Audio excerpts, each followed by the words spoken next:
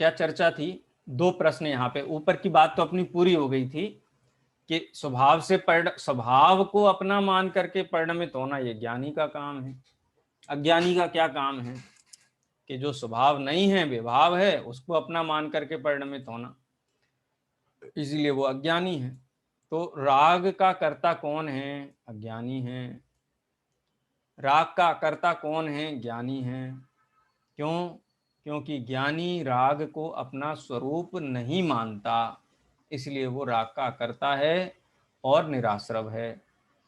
अज्ञानी राग को अपना मानता है, इसलिए राग भाव का वो करता है। ये एक बहुत लॉजिकल बात है। अपन ऐसा नहीं कह सकते कि राग है ही नहीं, राग तो है। अब राग को का जो ऑनस ले, जो मालिक बने, वही उसका करता है। यह परिणमति सह करता। अज्ञानी राग को अपना मान करके परिणमित होता है, इसीलिए इस अपेक्षा से उसे राग का कर्ता कहा गया है। इसीलिए राग ज्ञान भाव ज्ञानी करे, अज्ञानी अज्ञान द्रव्य कर्म पुद्गल करे हैं। और ये तीनों मतलब भिन्न भिन्न हैं। ज्ञानी का परिणमन और ज्ञानी का श्रद्धान ये भिन्न है। अज्ञानी का परिणमन, अज्ञानी का श्रद्धान ये भिन्न है। और पुद्गल का परिणमन, ये तीनों भिन्न भिन्न है। ठीक है।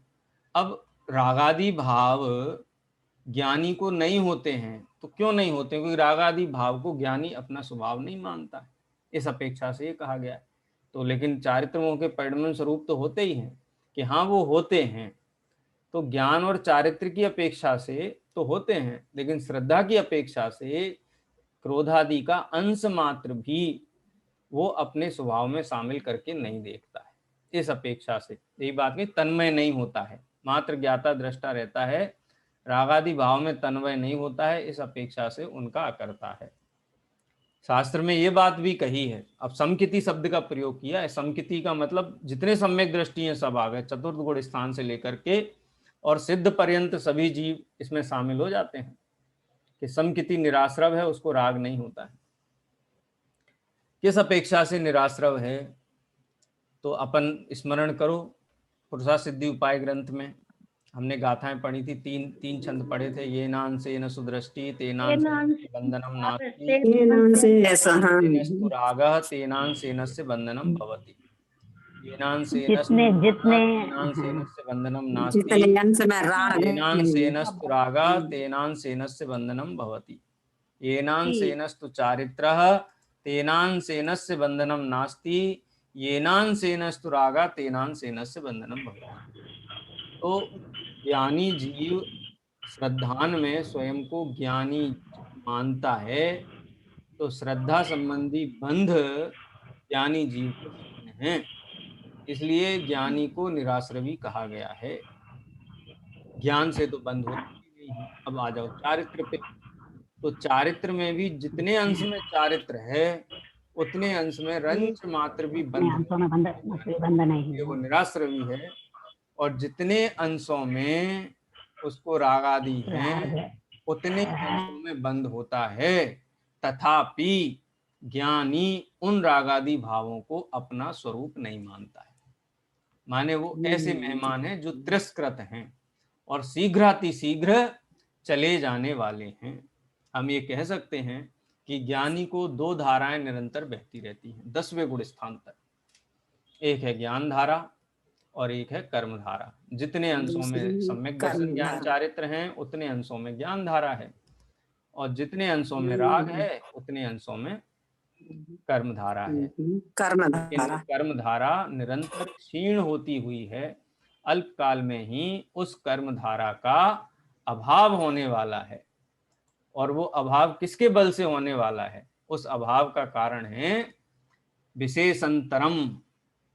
आश्रव और ज्ञान के बीच में जो भेद विज्ञान है, उसके बल से ही शेष जो आश्रव भाव बचा हुआ है, क्रोध आदि भाव बचे हुए, उनका भी अभाव होने वाला है, उसी भेद विज्ञान की धारा के बल से। ये बात हमने पढ़ी ना, भेद विज्ञान तः सिद्धा सिद्धा ये किल केचना, अस्यैव भाव तो बद्धा बद्धा ये किल केचना। ये भेद विज्ञान की धारा है जो सिद्ध दशा प्रकट कराती है। ये भेद विज्ञान परम औषधि है। परम आदरणीय है। ये परम प्रैक्टिकल है, प्रयोग है मोक्ष मार्ग का, भेद विज्ञान। और ये प्रैक्टिकल निरंतर जीव को तत्व विचार के रूप में चलता है। चलिए, ये अंतिम प्रश्न और है 71वीं गाथा से संबंधित, वो और पढ़ेंगे अपन। पढ़िए, कौन पढ़ेगा?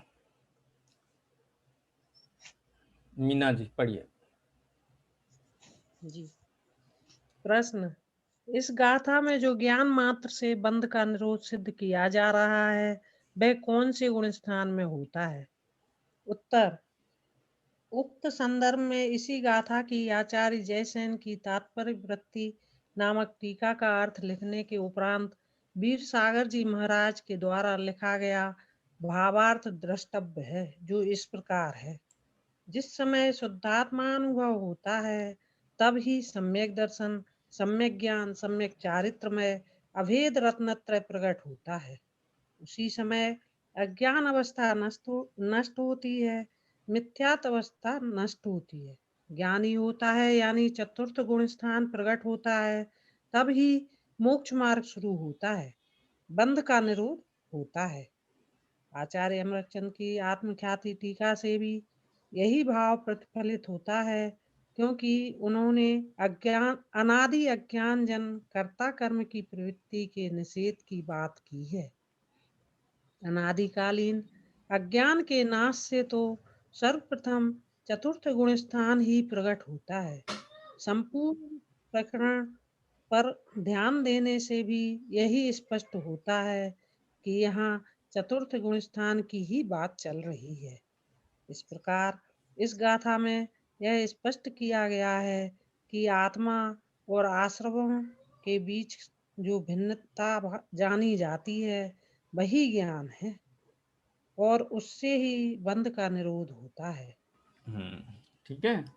इसको ये थोड़ा समाज में कहना चर्चा का विषय है, विवाद का विषय तो हम इसलिए नहीं कहते कि आचार्य ने बहुत स्पष्ट शब्दों में ये बात कही, आचार्य जयसेन ने भी और आचार्य अमृतचंद्र देव ने भी, कि अनादि मिथ्यात्व का अभाव होने पर, अनादि मिथ्यात्व है ना, अनादिकालीन जो कर्ता कर्म की प्रवृत्ति है वो विशेष अंतरम माने भेद विज्ञान के बल से प्रवृत्ति दूर होती है, कर्ता कर्म की जो प्रवृत्ति है क्रोध आदि के साथ में, तो अनादिकालीन मिथ्यात्व जाएगा। उसके अभाव में चौथा गुण स्थान भी हो सकता है, पांचवा भी हो सकता है, सातवां भी हो सकता है। तो हम चतुर्थ गुण स्थानवर्ती जीव से लेकर के और आगे के सभी जीवों की बात कर रहे हैं। अच्छा, ज्ञान से बंध का निरोध होता है, या ज्ञान शब्द का क्या मतलब है? क्या उस ज्ञान की बात कर रहे हैं जो एक इंद्री दो इंद्री के पास भी है, या उस ज्ञान की बात कर रहे हैं जो सर्वज्ञ भगवान के पास है? किस ज्ञान की बात हो रही है?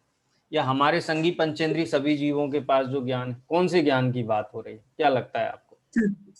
चतुर्थ गुण स्थान से और सम्यक दर्शन ज्ञान, स्वयं स्वयं में और परद्रव्य में भेद ज्ञान होता है, उसी को मानो। यहाँ ज्ञान मात्र से बंध का निरोध होता है का मतलब है भेद ज्ञान से बंध का निरोध होता है।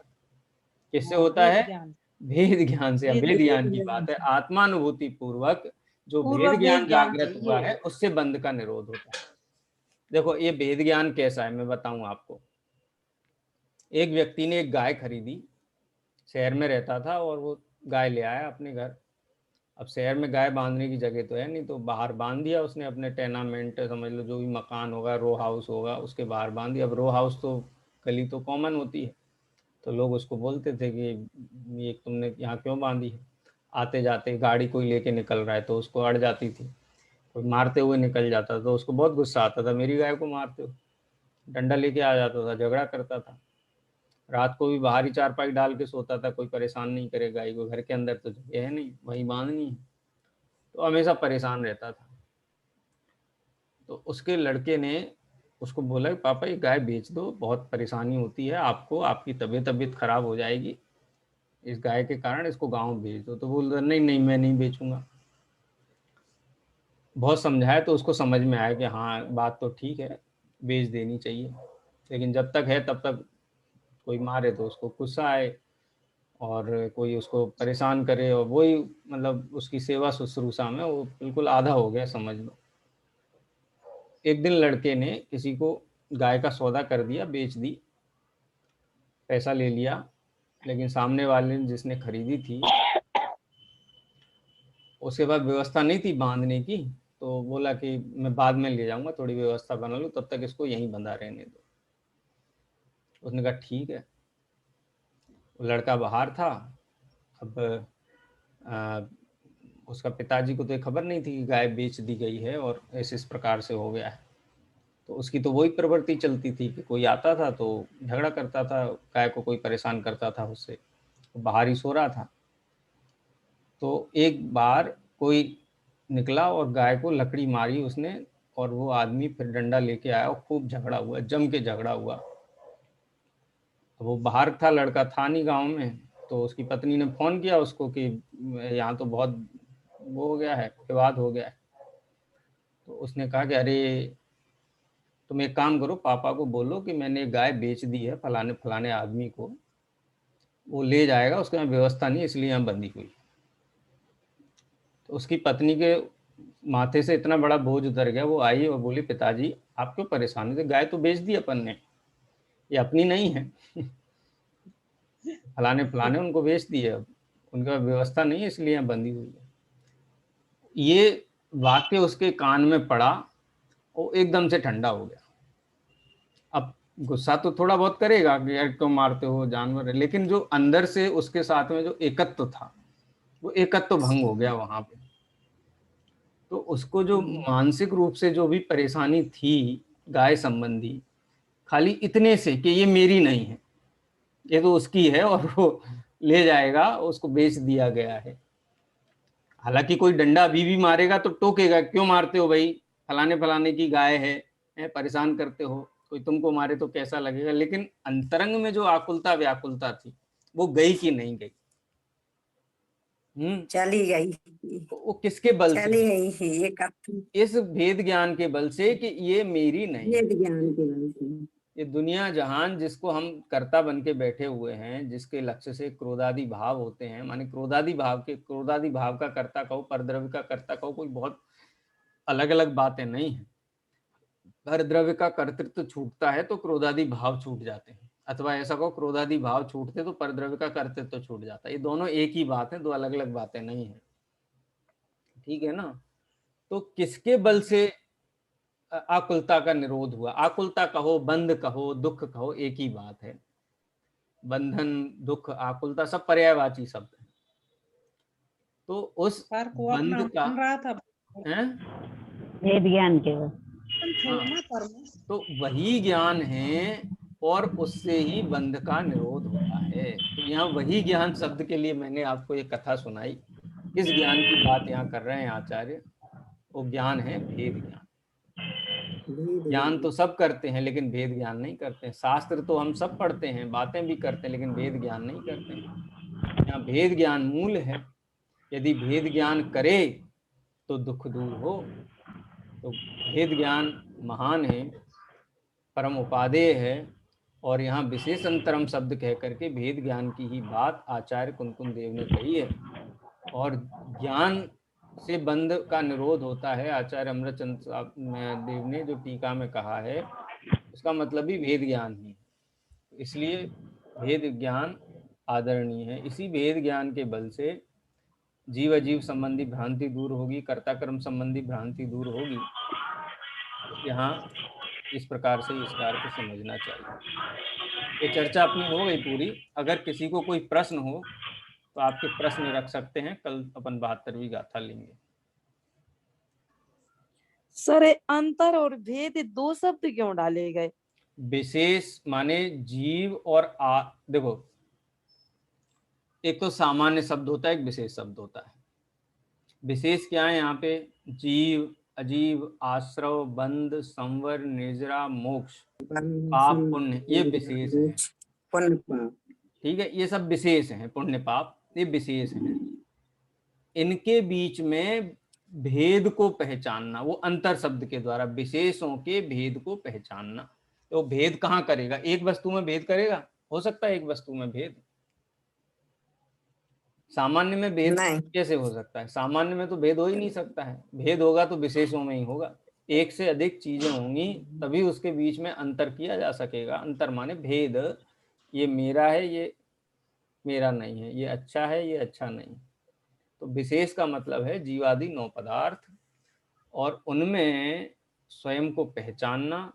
नव तत्वे गतत्वेपि यद एकत्वम न मुंचति। उन 9 विशेषों में एकत्व विभक्त आत्मा को पहचानना, इसका नाम है विशेष अंतरम।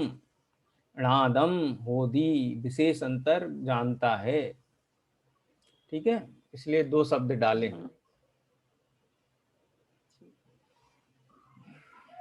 और कोई विशेष बात? सर हम्म, जैसे इसमें अभी लास्ट में ये वाली बात चली कि ज्ञानी और अज्ञानी दोनों के पर उसकी मतलब श्रद्धा की बात है कि बस ज्ञानी भेद विज्ञान कर लेता है क्रोध आदि के रूप में, विभाव के रूप में, कि ये मेरा स्वभाव नहीं है, और अज्ञानी भेद विज्ञान नहीं करता, उसी को अपना मान लेता है। लेकिन परिणाम रूप तो दोनों ही हो रहे हैं, मतलब ज्ञानी को भी क्रोध आदि रूप, मतलब यहाँ परिणाम की अपेक्षा से बात नहीं है, केवल श्रद्धा की अपेक्षा की वो श्रद्धा में मान लेता है, लेकिन दोनों उस रूप परिणमित हो रहे। मान के चलो ज्ञानी को भी आ रहा क्रोध और अज्ञानी को भी आ रहा क्रोध, तो फिर जो अपन ने पुरुषार्थ सिद्धि उपाय से सिद्ध की बात कि जितने अंश में चारित्र है उतने अंश में दुख है, जितने अंश में, तो चारित्र में तो दोनों को ही हो रहा है, तो फिर ज्ञानी को दुख क्यों नहीं है और अज्ञानी को क्यों है?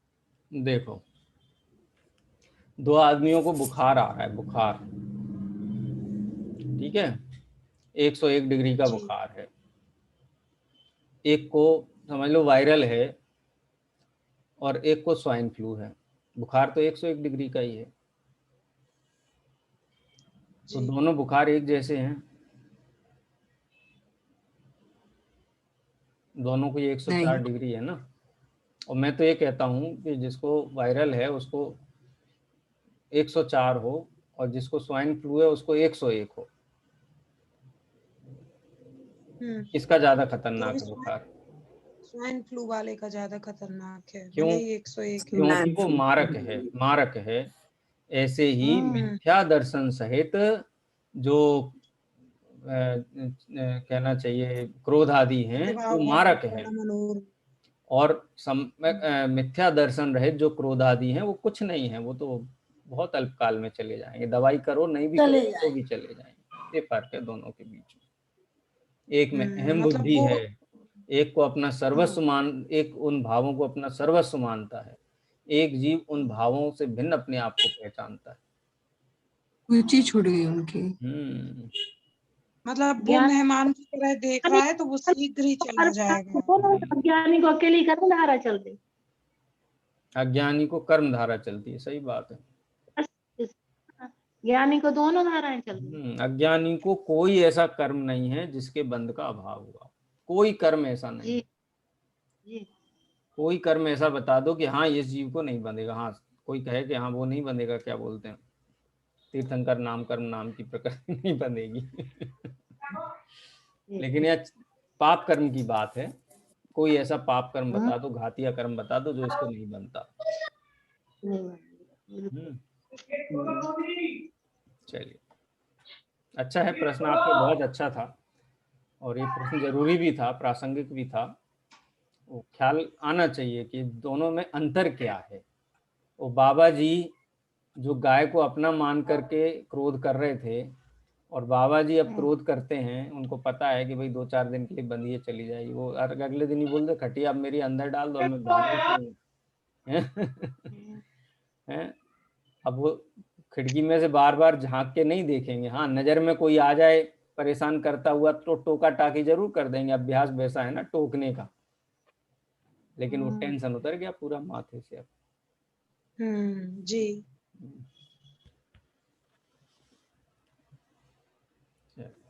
71वीं गाथा में मूल भाव यही है। 2-3 बिंदु हैं। जैसे जो जीव आत्मा को और आत्मा से भिन्न भाव या पदार्थ उन दोनों के बीच में भेद को जानता है, मैं कौन हूं और मैं कौन नहीं हूं, उस जीव को बंध का निरोध होता है, बंध रुक जाता है। आचार्य अमृतचंद ने उसके संबंध में कहा कि स्व का होना स्वभाव है। कहीं भी हो, किसी भी काल में हो, किसी भी क्षेत्र में हो, किसी भी भाव में हो, स्व का होना स्वभाव है। तो ज्ञान रूप जो परिणाम है या आत्मा है वो स्व का भवन है, चाहे वो सिद्धालय में हो चाहे निबोध में हो, वहां स्वभाव चलता रहेगा, स्वभाव की निरंतरता रहेगी। और जो स्व का भवन ना हो, माने जिसमें स्वद्रव्य हो और वो परिणमन ना हो, तो वो विभाव है या परभाव है। तो क्रोधादि का परिणमन आत्मा से भिन्न वस्तु है, भिन्न वस्तु है, भिन्न हो सकती है, भिन्न होती है, तो उस वस्तु को हम अपना नहीं मान सकते, वो हमें स्वीकार नहीं है हमारे, क्योंकि वो हमारा स्वभाव नहीं है, स्वभाव नहीं है, अस्वीकार कर दिया उसको, पहचान लिया ना दोनों को, अस्वीकार कर दिया। ये अस्वीकृति का नाम ही, पर भाव में नहीं हूं, इस अस्वीकृति का नाम ही सम्यक दर्शन है। दूसरा प्रश्न ये उठा कि भाव तो ज्ञानी अज्ञानी दोनों को होते हैं, तो ज्ञानी को आप निराश्रवी कहते हो और अज्ञानी को आप आश्रवी कहते हो। तो वो बात इस अपेक्षा से है कि ज्ञानी जीव की दृष्टि में क्रोधादि भाव को वो में तन्मय नहीं होता है, उनको स्वतत्व नहीं मानता है, अपना भाव नहीं मानता है, अपना परिणाम नहीं मानता है, इसलिए वो रागी नहीं है, ज्ञानी रागी नहीं है। कोई पूछे कि तुम ज्ञानी हो कि रागी हो, क्या जवाब देंगे?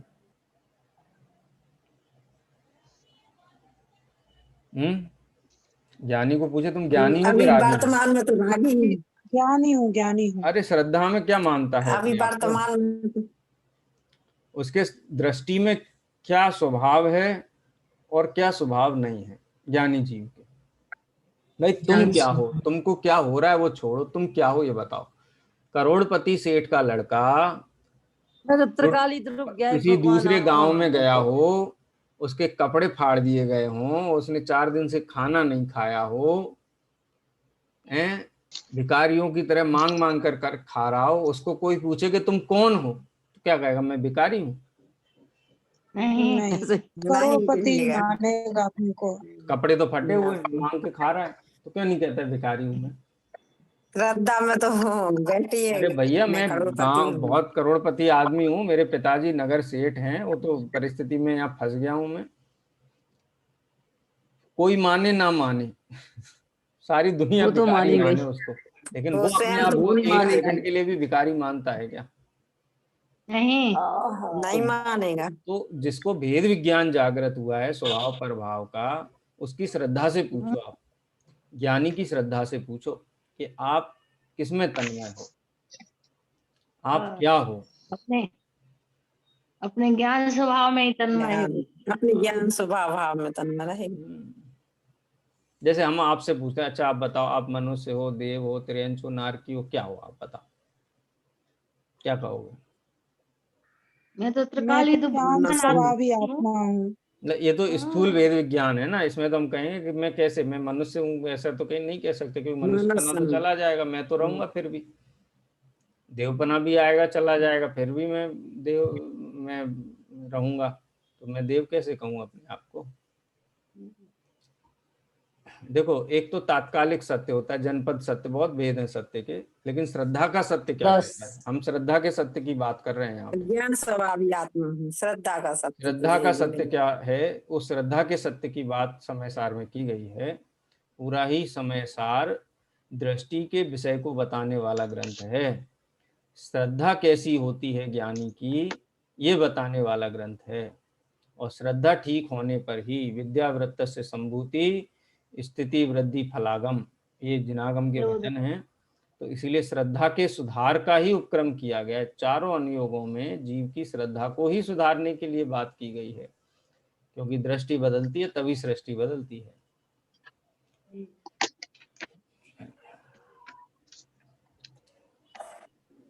ठीक है, ये गाथा मेरे ख्याल से कोई इसमें और अगर कोई बिंदु हो जो आप हाईलाइट करना चाहते हो तो आप बता दीजिए। मेरे ख्याल से सभी बिंदुओं को अपन ने समराइज तो कर लिया है, और ये बात बहुत स्पष्ट हमारे मस्तिष्क में होनी चाहिए कि समय सार में जो भी बात की गई है वो श्रद्धा की अपेक्षा से की गई है, इसलिए श्रद्धा की अपेक्षा से ही उसको ग्रहण करना।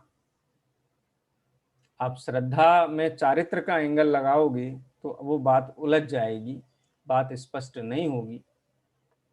तो इसलिए श्रद्धा के एंगल से ही बात करना। ज्ञानी से पूछा कि तुम कौन हो, अपने आप को क्या मानते हो, तो वो क्या कहेगा, वो उत्तर समय सार की दृष्टि है।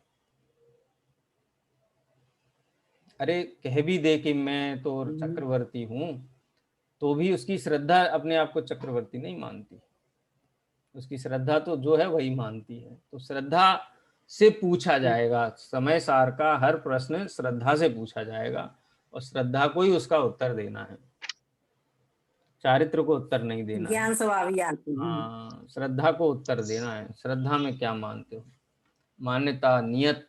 कोई ज्ञान आदमी अच्छा स्वभावियात। है कि बुरा है, उसकी नियत से पहचान होती है उससे, उसकी। तो नियत की बात करता है समय सार। तुम्हारी नियत क्या है, क्या तुम सारी दुनिया के ऊपर कब्जा जमा करके बैठना चाहते हो, तो क्रोधादि भाव को अपना मानते हो, माने क्रोधादि मैं हूँ। ये मान्यता, एकत्व इस बात की घोषणा करता है कि तुम सारी दुनिया के कर्ता बनना चाहते हो। ये समय सार सत्य दृष्टि को उद्घाटित करता है कि जो तुम्हारा स्वरूप है उसको अपना मानो, उसी में कल्याण है, उसी में सुख है, उसी में निर्बंधपना है, उसी में मुक्ति है। दृष्टि की बात है पूरे समय सार में।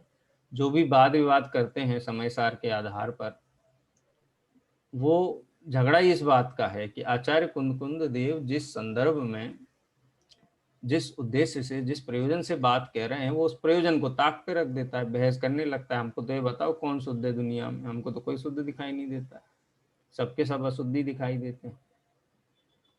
तो भाई यहाँ दुनिया की बात नहीं है, यहाँ श्रद्धा की बात है।